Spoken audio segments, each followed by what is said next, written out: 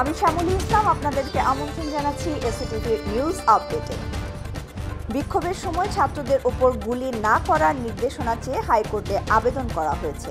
একই সঙ্গে রিটের কোটা আন্দোলনের ৬ জন সমন্বয়কের ডিবি হেফাজত থেকে মুক্তির নির্দেশনা চাওয়া হয়েছে। আর ছাত্র ফাইয়াজের কোমরে দড়ি পরানো ভুল ছিল বলে হাইকোর্টকে জানিয়েছে রাষ্ট্রপক্ষের আইনজীবী। সারা দেশে আজ ছাত্র জনতার বিক্ষোভ কর্মসূচি ও প্রতিবাদ সমাবেশ রয়েছে বৈষম্য বিরোধী ছাত্র আন্দোলনে। এদিকে ডিবি কার্যালয়ের সমন্বয়কদের জিম্মি করে নির্যাতনের মুখে যে লিখিত বক্তব্য পাঠ করানো হয়েছে বলে তার প্রতিবাদ জানানো হয়েছে। রাজধানীর বিভিন্ন এলাকায় সতর্ক অবস্থানে রয়েছে আইন শৃঙ্খলা রক্ষাকারী বাহিনীর সদস্যরা। রাজধানীর উত্তরায় সড়কে পুলিশের ব্যাপক উপস্থিতি লক্ষ্য করা গেছে। এছাড়া জাতীয় প্রেস ক্লাবে, নয়াপল্টন, মিরপুর 10, সায়েন্স ল্যাব সহ ঢাকার অন্যান্য গুরুত্বপূর্ণ পয়েন্টগুলো আইন শৃঙ্খলা বাহিনীর উপস্থিতির খবর পাওয়া গেছে। আন্দোলন সচল রাখতে রাজশাহী বিশ্ববিদ্যালয়ে বৈষম্য বিরোধী ছাত্র আন্দোলনের ব্যানারে 17 সদস্যের একটি সমন্বয় কমিটি গঠন করা হয়েছে। নতুনরা বলছেন, শিক্ষার্থীদের সব দাবি এখনো মানা হয়নি। দাবি আদায় না হওয়া পর্যন্ত আন্দোলন অব্যাহত থাকবে।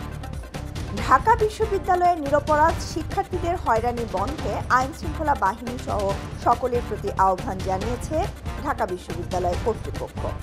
কোনো শিক্ষার্থী হয়রানির শিকার হলে বিশ্ববিদ্যালয় থেকে সম্ভাব্য সকল সহযোগিতা দেয়া হবে বলেও জানানো হয়।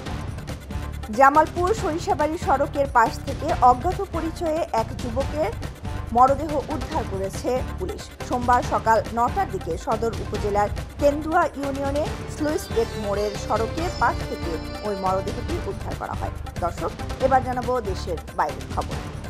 ভারতের বিহারে শিক্ষা ও চাকুরির ক্ষেত্রে 65% কোটার নিয়ম বাতিল করে দেয়া পাটনা হাইকোর্টের রায় বহাল রেখেছেন দেশটির সুপ্রিম কোর্ট। ফের মধ্যপাল্লার পারমাণবিক অস্ত্র উৎপাদন শুরুর হুমকি দিয়েছেন রাশিয়ার প্রেসিডেন্ট ভ্লাদিমির পুতিন। রাশিয়ার বিরুদ্ধে লড়াইয়ে নামলে যুক্তরাষ্ট্র ক্ষেপণাস্ত্র সংকটে পড়বে বলে মন্তব্য করেন তিনি আরও বলছেন, ওয়াশিংটন যদি জার্মানিতে দূরপাল্লার ক্ষেপণাস্ত্র মোতায়েন করে তবে রাশিয়া পশ্চিমা সীমানায় আঘাত হানতে একই ধরনের ক্ষেপণাস্ত্র মোতায়েন করবে।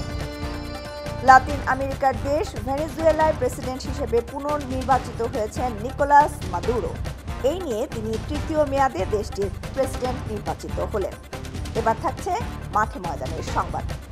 10 বছর পর বাংলাদেশে আবারও বসতে যাচ্ছে ক্রিকেটের সর্বোচ্চ নিয়ন্ত্রক সংস্থা ইন্টারন্যাশনাল ক্রিকেট কাউন্সিলের বোর্ড সভা। আগামী অক্টোবরে আইসিসির বোর্ড সভার ভেন্যু নির্ধারিত হয়েছে বাংলাদেশে।